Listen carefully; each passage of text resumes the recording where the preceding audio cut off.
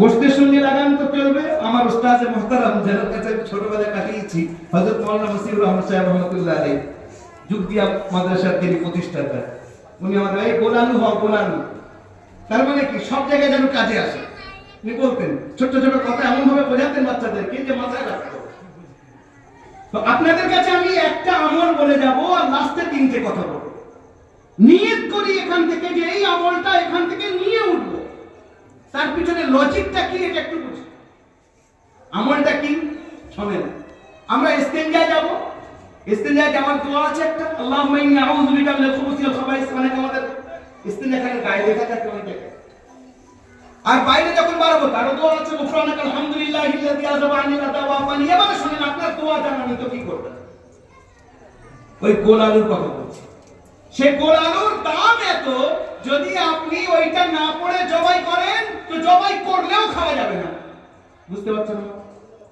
আপনি একটা শব্দ পড়লেন না আর জবাই করেছেন গরু, মোষ, মুরগি, আর সেটা জবাই করা সত্ত্বেও পদ্ধতিগতভাবে জবাই করেছেন, তার সত্ত্বেও খেতে পাচ্ছেন না। এবার বুঝতে পারছেন কি গোল আলু?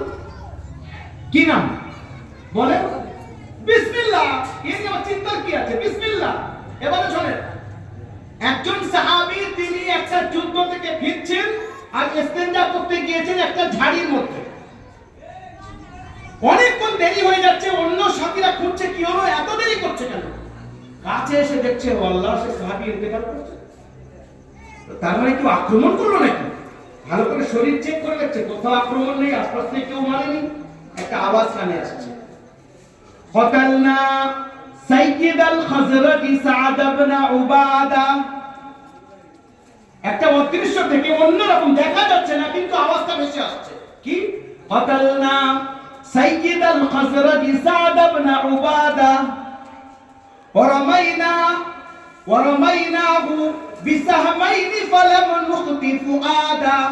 একটা পদ্য যে আমরা খাজরাজ গোত্রের যিনি সর্দার সাআদ ইবনে উবাদা, তাকে হত্যা করেছি আর তার তিলের উপরে দুটো তীর মেরেছি, উনি আর বাঁচতে পারেননি। মুহাক্কিকিনরা লিখছেন এই জায়গায় খুব সম্ভব সাআদ ইবনে উবাদা ইস্তেনজায় যাওয়ার সময় উনি বিসমিল্লাহ পড়তে ভুলে গিয়েছিলেন।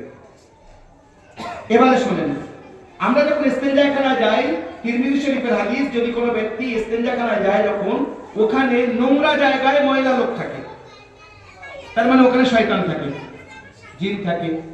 আর আপনি যদি বিসমিল্লাহ না পড়ে যান, ভিতরে যদি যান, তো আপনার পুরো শরীরকেও দেখতে পায়, যার কারণে আপনাকে ক্ষতি করতে পারে।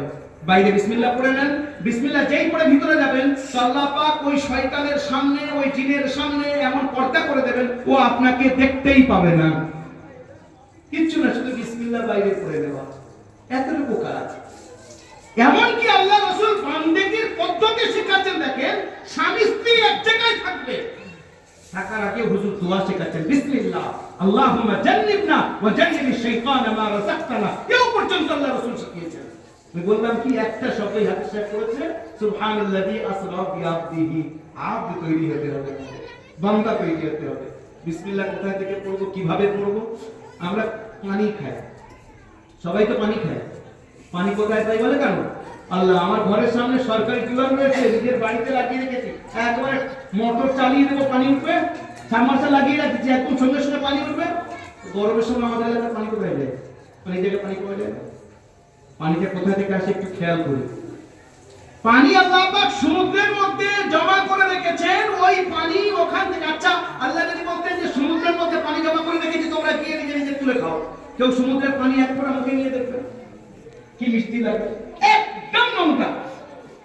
এবার আমার আপনার মতো সাধারণ গরিব মানুষ, মধ্যবিত্ত হলো, বড় পর্যন্ত ফকির হয়ে যাবে ওই পানি মিষ্টি করতে। আল্লাহ কি করলেন? ওই নিচের থেকে বাষ্পের মাধ্যমে উপরে যাচ্ছে, মধ্যিখানে এমন পিউরিফাইড করে দিচ্ছেন, পানি একেবারে মিষ্টি হয়ে যাচ্ছে। আচ্ছা, আল্লাহ বলছেন যদি এটা বলেন, আমি চলো পানি মিষ্টি করে দিচ্ছি, একসঙ্গে এক জায়গায় বর্ষণ করে দিচ্ছি, তোমরা নিজের নিজের কলসিতে হাঁড়িতে ভরে নাও, কোনো কথা নেই, আব্দ হবে তো? কদিন লাগবে?